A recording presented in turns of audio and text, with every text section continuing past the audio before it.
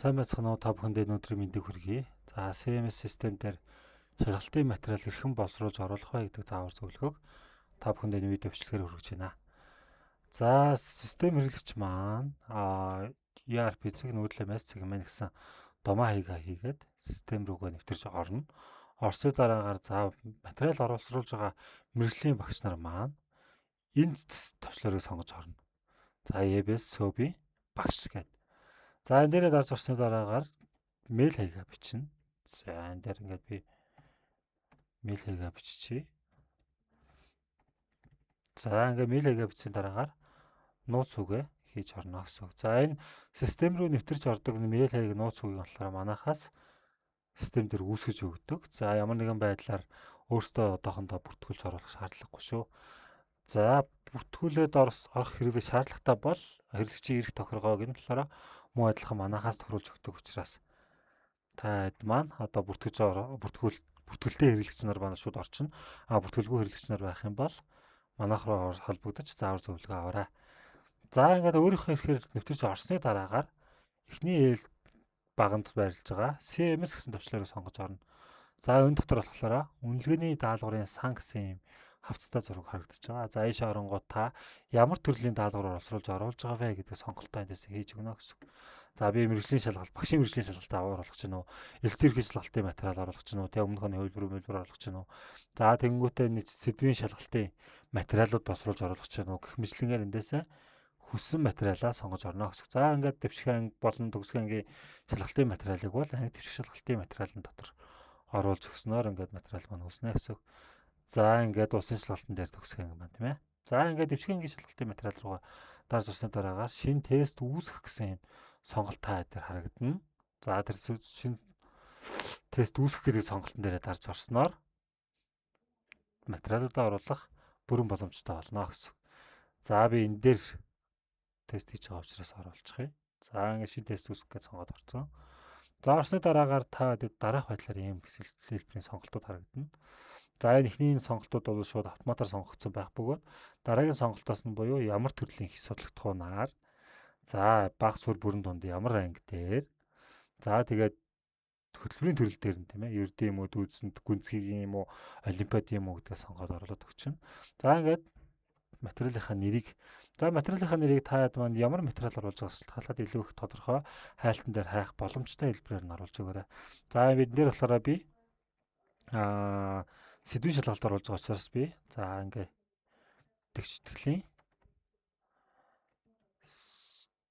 тэгштгэл сэдвийн тест гэд оруулчих. За тэнгуүтэ тайлбар хэсгийг бол заавал ч бөглөж өгнө. Тайлбар ямар нэгэн байдлаар одоо яг юунд ашиглагдаж байгаа одоо юу вэ одоо тийм ээ тест вэ шалгалтын материал вэ гэдгээ илүү дэлгэрэнгүй тайлбарлаж өгсөн байх шаардлагатай. За одоо жишээх юм бол одоо энэ дээр би тэгштгэл сэдвийн хүрээнд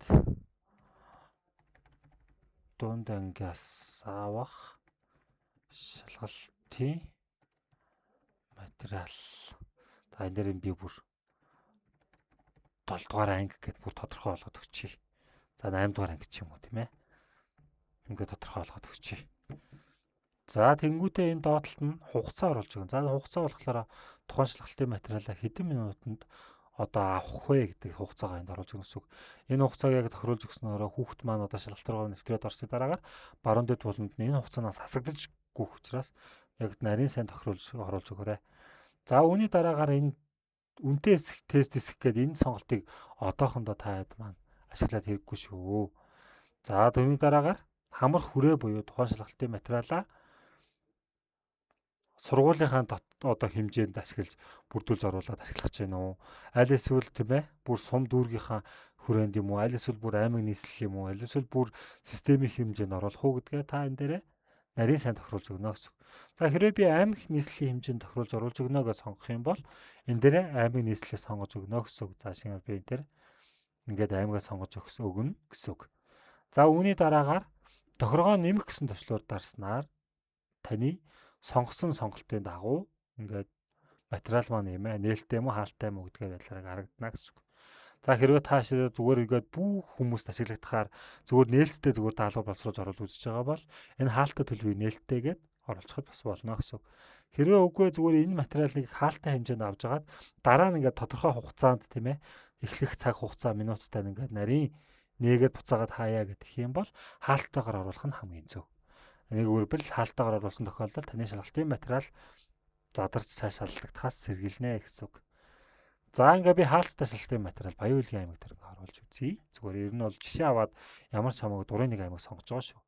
За үүний дараагаар хадгалах товчлуур дарснаар таны үүсгэсэн шалгалтын материал ингээ харагдана гэсэн үг салтанд. За тэнгууд энэ дээр ерөөхдөө бол таны зөвхөн өөрийн чинь боловсруулсан шалгалтын материал харагддаг бол ер нь бол аймаг сургалтын нийслэлийн одоо мэрэгжилтэн буюу одоо нөгөө аймгийг хариуцж байгаа сахим хариуцсан мэрэгжилтэнгүүдэд болвол яг үгээр ерөнхийдөө тухайн аймгийн багш нарын оруулсан бүх шалгалтын материалууд нэгтгэж харагддаг. Харин тухайн багш бол өөрийнхөө оруулсан материалыг л харна гэсэн үг. За ингээд материалаа ингээд гадна талынх нь ерөнхий мэдээллийг бүглөөд ерөнхий материал үүсгэсний дараагаар тухайн материалаа асуулт даалгавраар баяжуулна. За асуулт даалгавраар баяжуулахдаа та бүхэн маань шууд тестийн нэр буюу тухайн шалгалтын материалынхаа нэр дээрээ дарж орж болно. Аль эсвэл ард нь байрлах 3 цаг дээр дараад дэлгэрэнгүй гэсэн сонголтын дээрээ дарж ороод тогтгос нь нэвтэрч орох боломжтой. Тухайн шалгалтынхаа үүсгэсэн материал дээр гэсэн үг.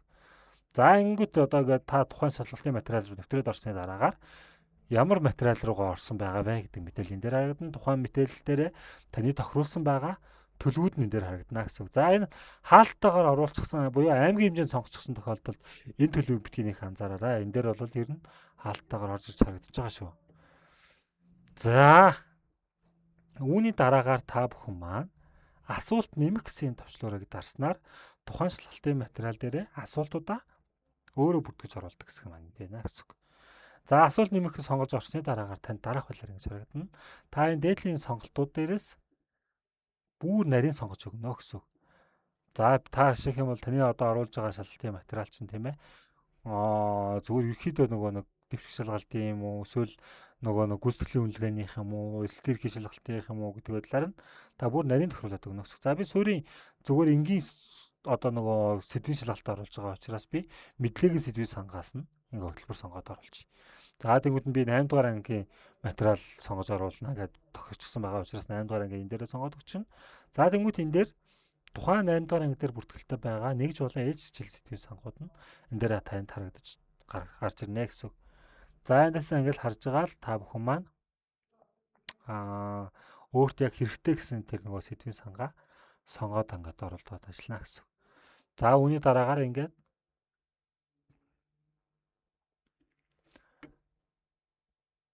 даалгавруудаа оруулж эхлэх шатн дээр орж ирж байна гэсэн. За тухайн та даалгавраа тийм ээ нөгөө 6 ширхэг бүлгийн таксоны ямар таксоном дээр оруулах гэж байгаа вэ гэдгийг эндээс сонгож өгнө. Ойлгох, хэрэглэх, задлан шинжлэх, үнэлэх, бүтээх, сэргээн санах гэсэн энэ 6 ширхэг таксоном байгаа. Даалгаврын төрөл дээр. За тэгэнгүүт төвшин гэдэг хэсэг дээр болохоор та хэд маань энийг ашигласан ч болно, ашиглахгүй байсан ч болно. За үүний дараагаар зориулт нь буюу тийм ээ та тухайн даалгаврыг ямар зориултаар ашиглах гэж байгаа вэ? Шалгалтын зориултаа ашиглаж гин үү? Зүгээр эсвэл нөгөө нэг сорилт тест хэлбэрээр ашиглах гэж гин үү? Аль эсвэл гэрийн даалгавар хэлбэрээр ашиглах гэж гин үү? Аль эсвэл олимпиадын чиглэлээр ашиглах гэж гин үү гэдгэн дээр та хүснээрээ сонгож тохируулж өгнө гэсэн. За энэ дээр би болохоор сэдвийн шалгалт авах гэж байгаа учраас шалгалтын зориулттай гэдэг тохируулаад оруулаад өгчий. За тэнгууд энэ хэсэг дээр болохоор оноог нь оруулж өгнө. Тухайн одоо таны оруулах гэж байгаа нэгж даалгаврын оноог энд барьшуулж өгнө гэсэн. Тухайн нэгж даалгавар нь тийм ээ хэдэн оных 1 онооны даалгаврах юм уу 2 онооных юм уу гэдгээ бүх тохиромжтой нэр хийж өгнө гэсэн. За үүний дараагаар та доотлолт нь тухайн одоо тэр даалгавраа оруулахдаа ихтэй даалгавар оруулах гэж байгаа бол энэ хэсгийг идэвхжүүлж өгнө гэсэн. За энэ ямар учиртай юм бэ гэхээр нөгөө монгол хэл болон англи хэлний хичээлүүд дээр тусгаалan ашиглагддаг тийм ээ. Дээрхийг уншаад дараах даалгаврыг ажиллаарай аль эсвэл дараах их ингээд ийм одоо нөгөө нэг ихийг уншаад одоо ингээд ажиллах даалгаврууд байдаг шүү дээ тий. Тэнгүүтээ жоо юу гэсэн бэ, клоо юу гэсэн бэ тэр ингээд англи хэл дээр их хөнгүүтээ тэр дээрх ихээсээ ингээд асуулт асуугаад байдаг. Тэр даалгавруудыг энэ дээрээ нэг чеклээд эндээсээ оруулж өгнө гэсэн. За хэрвээ та өмнө их бүртгэсэн байх юм бол шууд энэ дээр таны бүртгэжсэн ихүүд жагсаалтаар харагдана. Хэрвээ огт бүртгэж байгаагүй бол та шинээр нэмэх гэдэг дээрээ сонгож орж агаад та өөрөө ингээ бүртгэхэд оруулах бүрэн боломжтой ихийг. За ингээ их ашиглах шаардлагагүй бол энийг идэвхжүүлэх шаардлага байхгүй. Шууд асуулт хариулт хэсэг рүү шилжиж орж ирнэ гэсэн. За асуулт хариулт хэсгээр та энэ дээр асуултаа нэлээд тодорхой харуулж өгнө.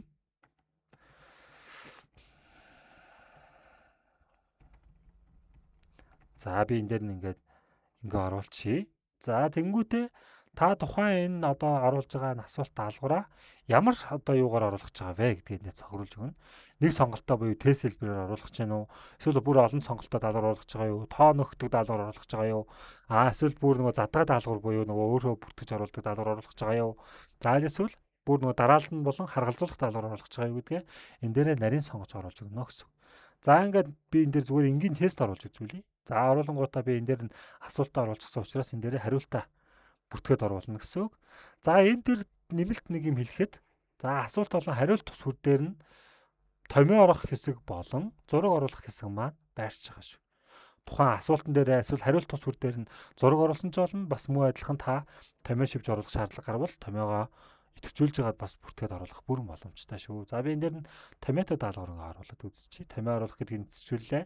Томьёогоо энэ дээр бичиж оруулна. За энэ дээр би язгууртай хариу оруулчихъя л та. За гэхэд ингэдэг ч юм уу тийм ээ. За иймэрхүү байдлаар томьёотой ингээ даалгавруудаа та бүхэн маань оруулчихнаа. За ингээд одоо энэ ганцхан хувилбар харагдаж байгаа. Ахаад өөр хувилбар нэмгэж байгаа бол ахаал ингээд дахин ингээд тохируулаад явчих. Бүрэн боломжтой. За энэ дээр нь би ингээд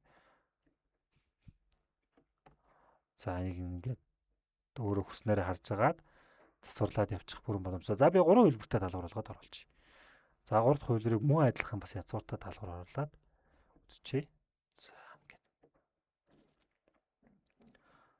За ингээд даалгавруудаа та хэд маань оруулж болно. Энийг оруулсны дараагаар та бас ингээ хүснээрээ ингээ хувилбаруудаа бас дээж тааш нь болгоод зөөсч болно.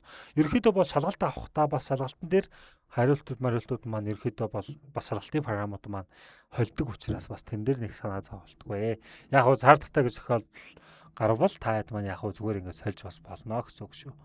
За ингээд босны дараагаар зөв хариултаа чеклж өгнө. Аль нь зөв хариулт юм бэ гэдгээ энэ дээрээ чеклээд өгнө гэсэн. Тухайн хариултыг одоо нөгөө систем маань автоматар таны өмнөөс одоо нөгөө засах үйлдэлийг хийх учраас зөв хариултыг бас яг нарийн сайн тохируулж өгөх шаардлагатай шүү. Энд та зөв хариултаа яаж тохируулсан байгаа шалтгаалаад даалгаврын маань үр дүн болон шалгалтын бодол засвар маань бас яг энийхэн дагуу явагдана гэсэн. Шалгалт нэгэн тавагдаад дуусны дараагаар бол зөв хариулт бодол төр нөгөө дүн хүүхдүүдийн хийсэн мэснийг нь засварлах бол боломжгүй гэдгийг анхаараарай. За үүний дараагаар тухайн тэр даалгавар дээрээ та хариултын дэлгэрэнгүй буюу одоо нөгөө бодолтыг нь буюу ажилбарыг нь оруулах боломжтой. Энэ даалгаврыг гүйцэтгэхдээ тийм ээ. Ийм томьёо ашиглаад энийг нь ингэж хаваагаад ийм байх учраас энийг нь ингэж хуваагаад ингээд хариу нь энэ гарнаа гэдэг тийм бүр нарийн дэлгэрэнгүй мэдээллийг нь энэ хэсэг дээр оруулж өгөх боломжтой. Энэ дээр оруулах юм бол та тухайн шалгалтын материалаа үүсгэхдээ бодолтыг харуулна гэдээ оруулах юм бол хүүхэд шалгалтынхаа үр дүнг өөрийнхөө юун дээр алдсан бэ гэдгээ бүр дэлгэрэнгүй харах боломжтой хэсгийг эндээс бүрдүүлж өгнө гэсэн. Хүүхдүүд бол яах вэ гэхээр зүгээр яг шалгалт үзэж байгаа тохиолдолд зүгээр энгийн яг шалгалт асуулт хариулт хэсэг дээр харагдаа явдгаараа явна. Тэгмүүдээ шалгалтаа яг өгсөний дараагаар хүүхэд өөрийнхөө үр дүнг харахтаа яг аль хувилбар дээр ингээд юунаас болж алдсан бэ? Хаана аль хэсэгтээ алдсан бэ гэдгийг нь бүр нарийн шалгах боломжтой хэсгийг нь энэ дээр оруулж өгч байна гэсэн.